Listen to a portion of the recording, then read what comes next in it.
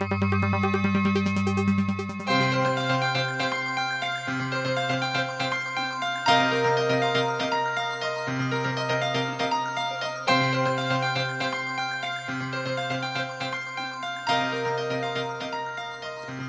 my friends. I'm Dick Hellman, back to you again from Washington, D.C., here in the Reagan Building,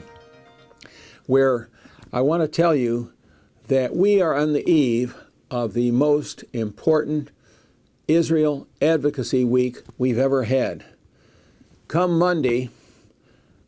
I want to thank you all who have expressed your intent to come to Washington to help us advocate on behalf of Israel and on behalf of a strong defense for America. And so whether you will be in with us on Monday or on Tuesday or on our major lobby day on Wednesday, September 10th,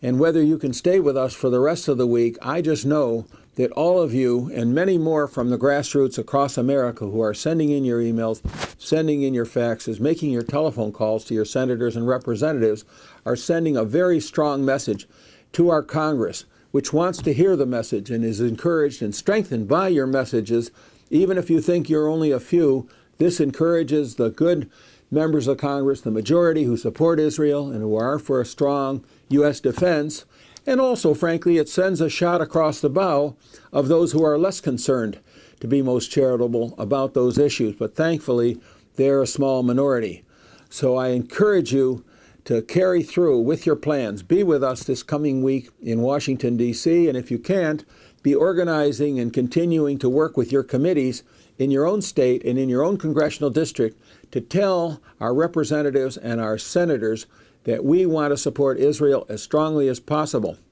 And as you know, we are saying to the Congress, you need to launch and continue strong inquiries into the United Nations, including specifically the UN Human Rights Council and the UN Relief and Works Agency for the Palestinian Arabs in Gaza and elsewhere around the Middle East. These agencies do not reflect today American priorities. They surely are not helpful to American security and American values.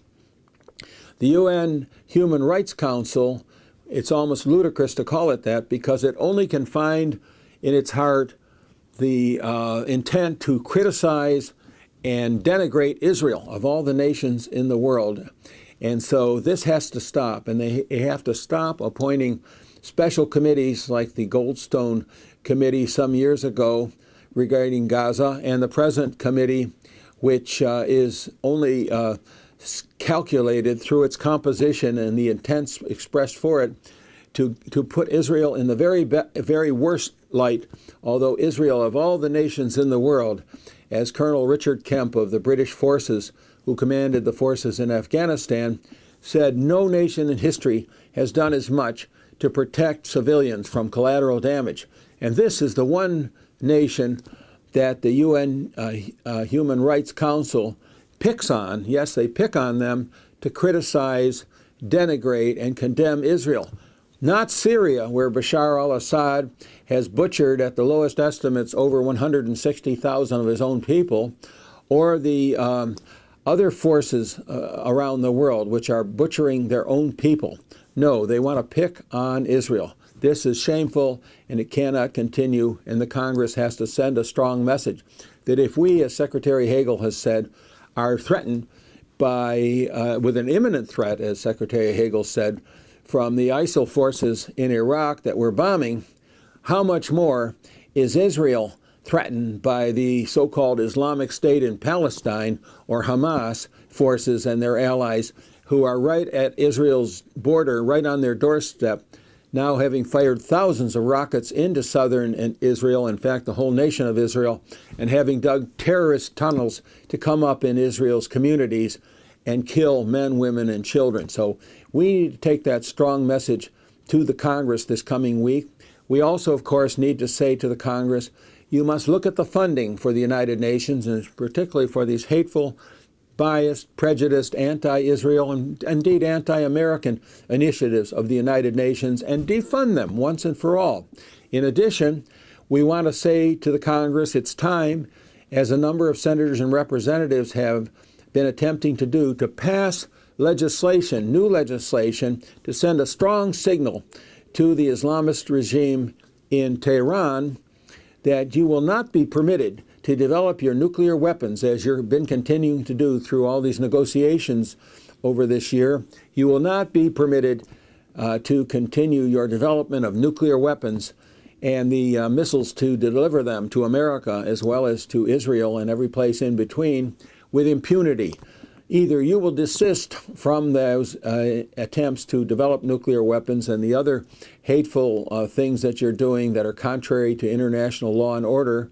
or you will be forced to do so by America and a coalition of the willing, or failing that, Israel will take care of Iran the way they took care of the Osiris reactor in Iraq and the Syrian reactor on the Euphrates years later in 2007. I have confidence that Israel can and will do that based on our recent mission there and the things we've learned and been briefed upon, but I would rather see America